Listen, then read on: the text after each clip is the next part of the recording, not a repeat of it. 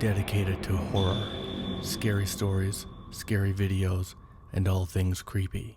Subscribe, like, share the darkness.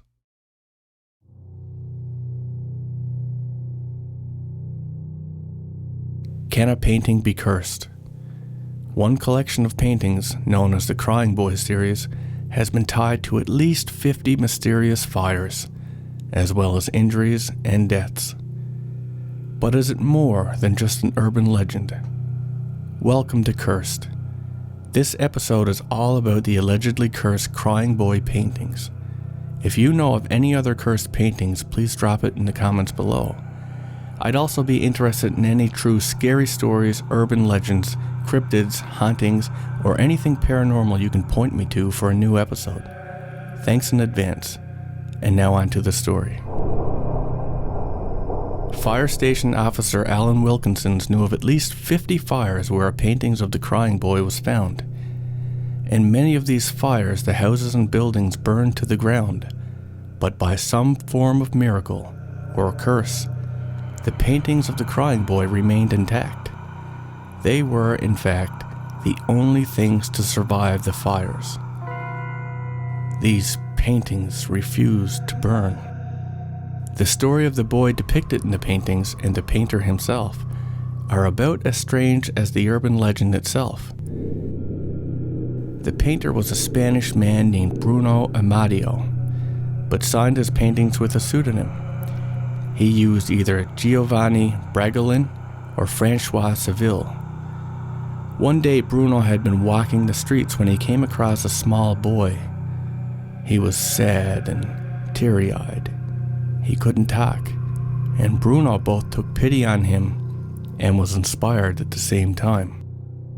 Bruno offered to take him in. He wanted to paint him. Bruno offered the boy a place to stay in his studio. A Catholic priest apparently had heard the conversation and pulled Bruno aside. The priest told Bruno the boy's name was Don Bonillo, but he was also known as El Diablo, aka the devil. The story was that Don had witnessed his parents die in a fire and then ran away. Wherever the boy went, mysterious fires seemed to break out. The priest warned Bruno to stay away from the boy. He was cursed. Bruno, however, ignored the warnings and began work on the series of Crying Boy paintings. Bruno had much success with the paintings. They were mass-produced and he sold more than 50,000 copies. All was well until he went to his studio one day, only to find it swallowed by fire. Bruno remembered what the priest had told him and blamed the young boy. Don Bonillo ran away, and that's when the curse started. Mysterious fires were reported all across Europe. The common thread amongst all of them? The presence of the Crying Boy painting. Bruno was considered cursed. Nobody would commission him to paint anymore, or buy his art. He was ruined. Some years later, Bruno was walking down a street when he witnessed a fiery crash. A car had run straight into a wall and burst into flames. The body inside the car was destroyed beyond recognition, but the police were able to retrieve a driver's license from the glove box. It was the license of Don Bonillo, the Crying Boy. How ironic that he would die in fire. It would seem everything he had ever touched would be consumed in flame. This fact would only add fuel to the legend. Eventually, a British tabloid called The Sun gave the story mass coverage.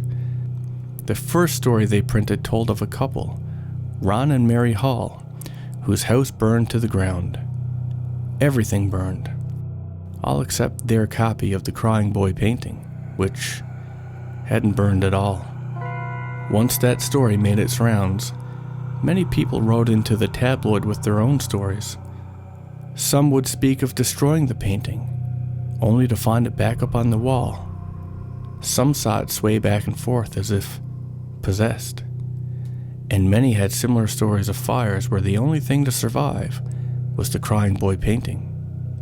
There were also other strange stories which told of strange deaths and illnesses following the purchase of the paintings. Eventually, the son requested everyone who wanted to be free of the curse to send in their copy of the painting. They had put together a bonfire for the paintings, claiming this would get rid of the curse for good. The urban legend, however, never did seem to die. Some believe that the young boy, Don Bonillo, when he died in that car crash, that his soul was trapped in the painting, and there he would continue to carry out his curse. Fire Station Officer Alan Wilkinson never did believe in the curse, but his wife always believed the child's tears in the painting was the reason it never caught fire. When Alan finally retired, he was gifted a copy of the Crying Boy painting as a joke, but despite his belief that the curse wasn't real, he wouldn't take the gift.